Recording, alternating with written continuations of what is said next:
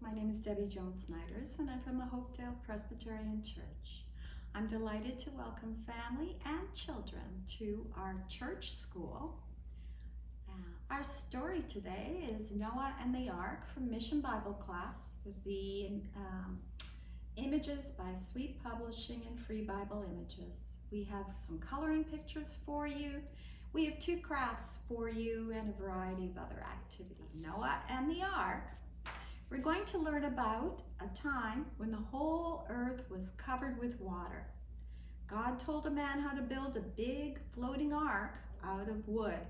And this story is recorded in the first book of the Bible, and which is Genesis. So the story.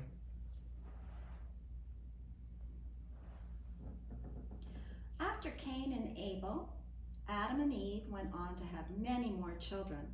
These children had families of their own, and soon the world was full of people. The people who lived on the earth now had forgotten about God.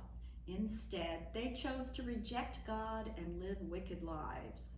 This made God very sad, and he became very sorry that he made people. God decided that he would send a flood so he could start over.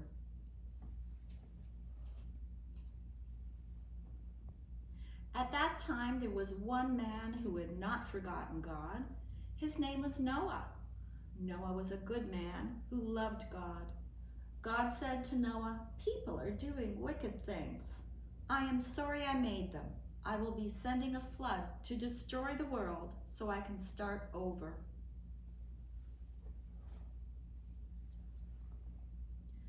God gave Noah instructions to build an ark. The ark was a large boat to be made of cypress wood and coated with tar inside and out. It had to be a certain height, width, and length. It would have rooms, a roof, and a door.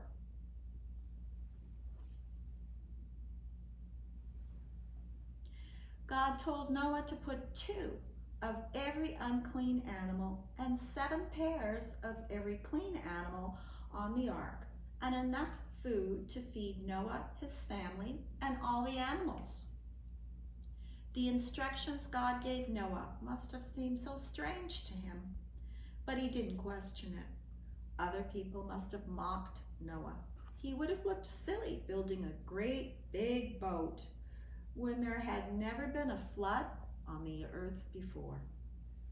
But Noah trusted God and he obeyed him. When Noah had finished building the ark, he loaded in all the food, all the animals, and his own family. There were only 8 people on the ark: Noah, his wife, and their 3 sons, Shem, Ham, and Japheth, and their wives. Then God shut the door, and the rain began to fall.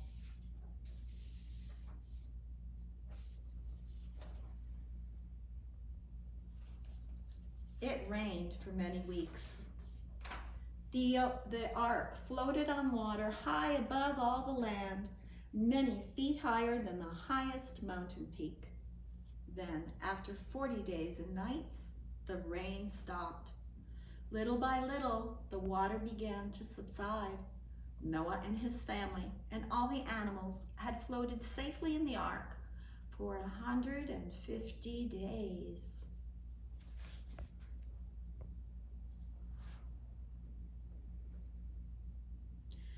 God sent a great wind over the earth, and the waters gradually began to evaporate and dry up. Soon the ark came to rest on the top of Mount Ararat.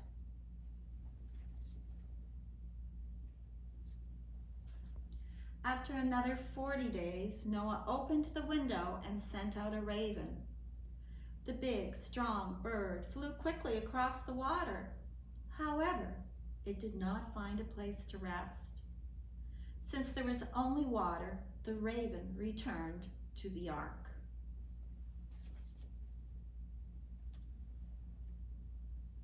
"7 days later, Noah took a dove and let her fly out the window. The dove flew about for a short time.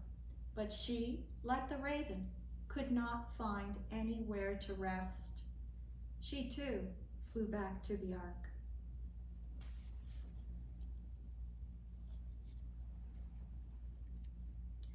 Noah waited another week and then sent a dove out of the window again. Noah and his family waited anxiously. At last the dove came to the window of the ark. In her beak was an olive leaf, which she had picked from a tree.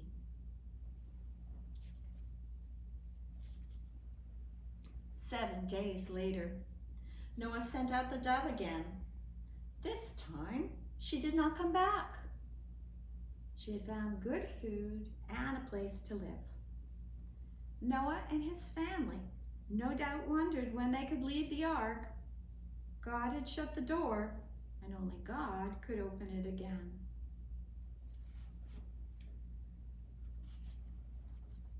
Then one day, when the sun was shining very brightly, Noah heard a creaking sound.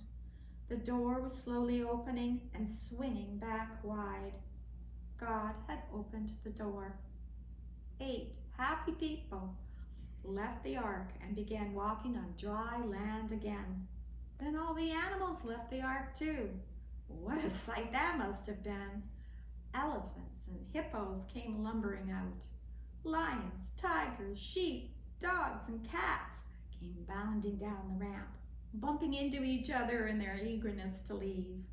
There was a whirring of wings as eagles and other great birds flew off into the sky, and there must have been a lot of noise. Horses neighing, lions roaring, dogs barking, everything happy to be free at last. All the animals came out of the ark and hurried away to make new homes for themselves. Noah and his family built an altar, and Noah made a special offering to God, thanking him for saving their lives. God gave Noah and his family a promise. Never again will I send a great flood to destroy all living things. Suddenly, the sky was lit by a beautifully colored rainbow. The colors were brilliant red, orange, yellow, green, blue, and violet. This is a sign to remind you always of my promise, said God. Whenever you look up and see a rainbow in the sky, think of my promise to you. So each time we see a rainbow, we can remember God's many promises to us. What a loving God He is.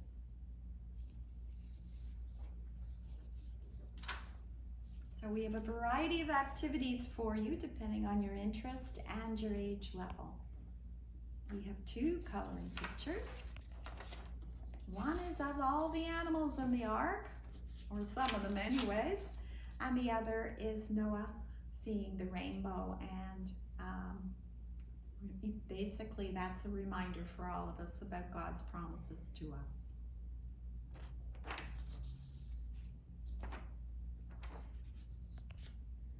We also have 2 crafts for you, and the first is Noah's Ark.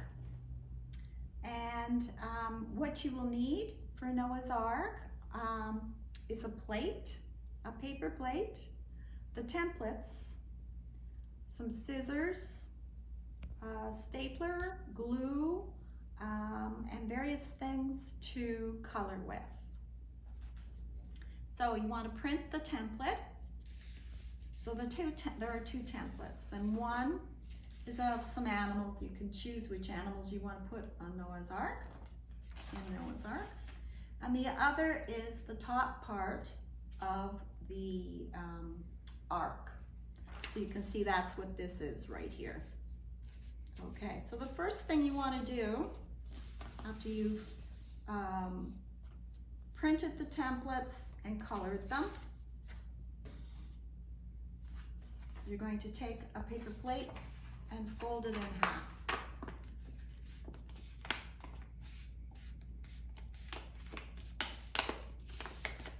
just like I've done here. And my arc stands up because I have cut it across on the bottom. So it's flat. And then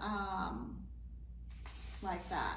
So once you've cut it across there, you can use paint. I didn't bring out paint today, brown paint, or brown markers, and basically color or paint both sides of your arc. You can then staple the sides. I have stapled the sides so it stands up, the arc stands up, or you can glue them. You will also then, you're going to cut halfway through here, halfway through the, see I've cut just part of the fold about halfway.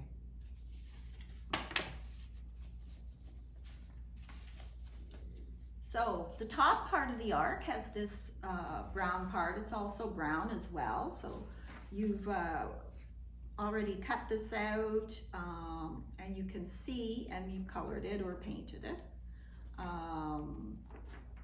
And you can see where the dotted lines are. You're going to cut that, only that up part here, because that will allow it to fit into, here this shows you. Just cut this part because you're going to fit that into the plate that's already cut halfway. You want to glue the two pieces like that together, and then you've got this little piece like that, and that is going to slip in to where the cut piece of the plate is. So it goes like that. It fits in like that. And then you can glue all of the whatever animals you want on the ark. So there you have Noah's Ark. The second craft is the rainbow. And what you will need here is a paper plate again, some markers, a hole puncher, some scissors, and some yarn. So basically cut the plate in half, then use a marker or a pencil to draw the different colored rings that you're going to do, and then you can color them in. So it's good to plan out the lines before you do the coloring. And in the center of this, I've put God keeps his promises. And I've also done that on the back, God keeps his promises. You can use then a hole puncher and some cut yarn, tie it, and then you can hang it up as a reminder of God's promises to us.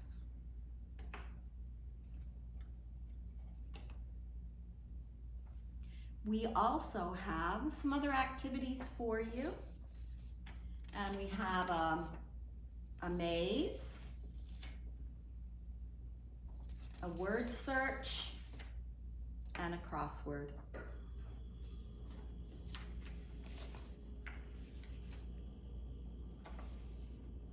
So this week, remember God keeps his promises.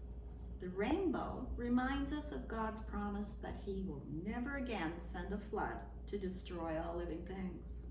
God saves us and God loves us.